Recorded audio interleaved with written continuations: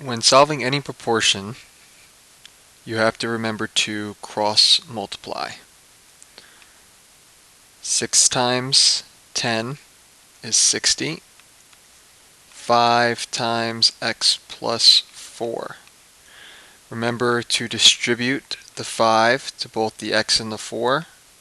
You're left with 5x plus 20 is equal to 60. Subtract 20 from both sides. Left over is 40 on the left, 5x on the right. Divide by 5 and x is 8. Number 2 is still a proportion that you would solve by cross multiplying as well. So you've got 10 times 7, which is 70, and 8 times x minus 2. Again, don't forget to distribute. 8 to the x and 8 to the negative 2. So you will get 8x minus 16 on the right and 70 on the left. Add 16 to both sides. Leaves you with 86 equals 8x. If you divide 86 and 8, you get x equals 10.75 for your x variable. Alright, number 3 is also a proportion as well. You're still going to cross multiply. It looks a little bit more complicated because you have x squared. Alright, we'll take care of that when we get there. Okay, so you got 4x times x minus 1 is equal to 2 times 2x squared plus 5. Now you have an equation where you have to distribute on both sides. 4x times x is 4x squared. 4x times negative 1 is negative 4x. On the right, 2 times 2x squared is 4x squared, and 2 times 5 is 10. Alright, you want to make sure you bring everything to one side of the equation. So when you subtract 4x squared on both sides, that will actually get rid of your x squareds, and you're left with negative 4x equals 10. Now you just divide both sides by negative 4, and you get x is equal to negative 10 fourths, or negative 5 over 2.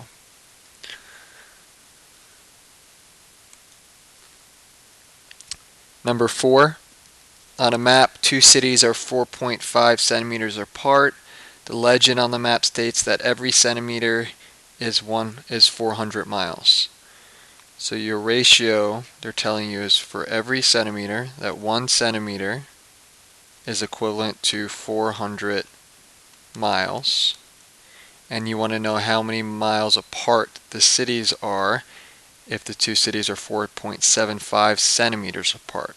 So that 4.5 centimeters, okay, is going to be matched up with the top. You got centimeters and centimeters, and you're looking for how many miles they are apart.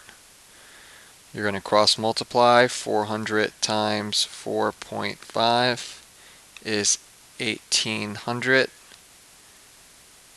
is equal to 1 times x, which is x. So it's 1800 miles is how far the two cities are apart. Number 5, they're telling you that this quadrilateral poly is similar to this quadrilateral quad. Okay, and by the similarity statement up here, okay, P is going to go with Q, O with U, L with A, and Y with D. Right, they want us to find what QD is, what this side is right here, if we know that PO is 8, QU is 15, and PY is 6. Well, our similarity ratio is going to be 8 over 15, so that means that all the corresponding sides have to have that same ratio. That means that 6 over x also has to be equal to 8 over 15. If you cross multiply, 15 times 6 is 90 equals 8x, and divide by 8 gets x is 11.25. So QD is 11.25. Angle O, since you don't have any angles here, any angle measures here or here, they're just telling you, asking you what angle O is congruent to in this quadrilateral. Angle O is congruent to angle U, because remember, in similar shapes, all the angles are congruent. And angle Y is going to be congruent to angle D. You can also look up here and see that O should go with U and Y should go with D. Completing the proportion, PO, remember, goes with side QU. So QU is going to go under PO. AD is this side right here, and that's going to go with LY. OL, this side, is matched up with UA. And QD is matched up with PY. The ratios of all the corresponding sides, so the ratio from one side of one shape to the side of the other shape, all those ratios have to be the same. Okay, number 8, the similarity ratio of the polygon pony to the polygon duck. So here is pony, P-O-N-Y, and duck, D-U-C-K. Okay, and we want to know the similarity ratio, the ratio from pony to duck. Well, the only pairs of sides that actually have numbers with them are 4 and 8/5. So 4 over 8 divided by 5 is going to be my similarity ratio. If I actually figure out what that similarity ratio is, you get 5. So this is equal to 5 over 2. Remember, you're taking 4 and you're dividing by 8/5. When you divide by a fraction, you multiply by the reciprocal. Same as 4 over 1. So when I multiply across. 4 times 5 is 20 over 8. And then if you simplify this, each is divisible by 4, you get 5 over 2. So the similarity ratio from pony to duck is 5 to 2. If it had asked you from duck to pony, it would have been 2 over 5. So now we're going to use this similarity ratio, that all the corresponding sides have to have the same ratio from 5 to 2. So if I'm going to look for KC, this side right here, we know that 6 to x has to be 5 over 2 as well. Cross multiply, you get 12 is equal to 5x. So 12 divided by 5 tells you that KC is 2.4. CU, we'll call that side y. Okay, so now we know that 10 to y, 10 over y, has to also be equal to 5 over 2. You get 20 is equal to 5y, y is equal to 4. Okay, so now we know what CU is. And the last one is DU. We'll call DU Z. The ratio 5 over 2 has to be equal to 5 over Z. Cross multiply, 10 is equal to 5Z, so Z is equal to 2. Okay, number 9. So we are now going to look at compare two triangles and tell if there's enough information to show that the two triangles are similar. Remember, there are 3 ways to show if triangles are similar: angle, angle, side, angle, side, and side, side, side. So these are the only 3 ways that work in order to show two shapes are similar, triangles are similar.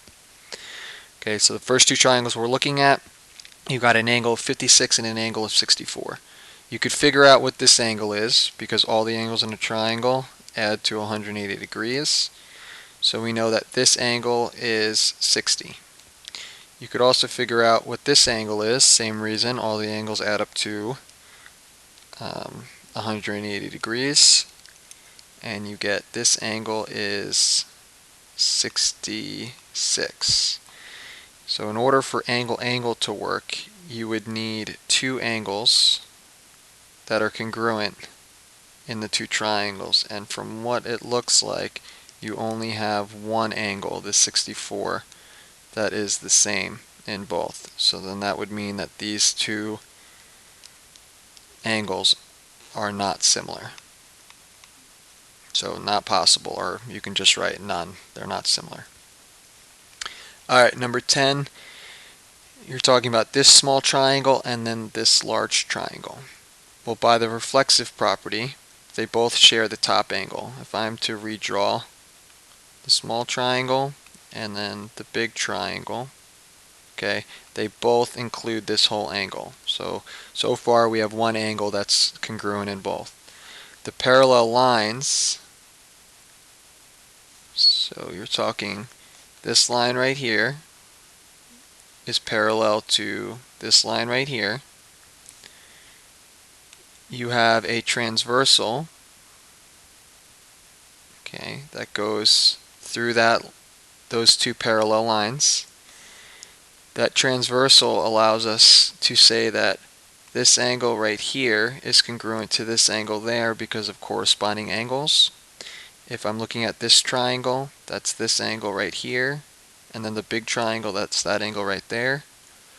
So by angle, you know that the two triangles are similar. You could have actually also looked at this transversal here as well, and then the same logic would have applied, that this angle and this angle would have also been equal. So you could have used these two angles, and you didn't even need to use the reflexive property for that as well. Number 11, okay, it looks like we would want to prove these two are similar by side, side, side. But first we have to make sure that the ratios are equal. So the smallest side on this triangle is 5. That's going to match up with the smallest side on this triangle, which is 2. So my similarity ratio should be 5 to 2. As long as all the other ones have that ratio, then the two triangles are similar. Okay, 5 over 2 we know is also equivalent to 2.5. We know that 3 is the medium side on this triangle, which goes with the 7.5 on that triangle. So 7.5 is equal, divided by 3 is equal to the 2.5, which it is. So far they do look like they're similar. And then you're going to take 15 over 6, and as long as that is 2.5, which it is, these are two triangles similar by side, side, side. Alright, number 12. Right off the bat, you know that vertical angles are equal. Okay, so you're thinking this might be side angle side. As long as 4 over 5 halves, which is equivalent to 2.5, so this is the smaller side, goes with the smaller side. So 4 over 2.5, which when you actually divide those, you get 1.6. And as long as 8 over 5 is the same decimal, which it is, you have enough information by side angle side. Alright, and then the last one on this page, number 13. You're trying to prove that this medium triangle, ADC, is similar to the small triangle, AC, and we can just call this E. Alright, well, I'm going to first start off by redrawing the two triangles to make it a little bit easier what we're looking at. Okay, I know this bottom is 4, and I know that's 8. Then we're going to redraw the medium triangle. They both have these right angles. Alright, and what I'm doing is I'm taking this medium triangle and I'm flipping it up, okay, so that they both face the same direction. That would make this point D, that would make this A, and then this point C. Okay, so this side DC is 16 and AC is 8. So we're looking to prove it by side, angle, side, side, angle, side. They both have the angle that's equal in both triangles, and as long as 8 over 16, which is 1/2, is equal to 4 over 8, which is also 1/2, there's enough information to prove they're congruent by side, angle, side.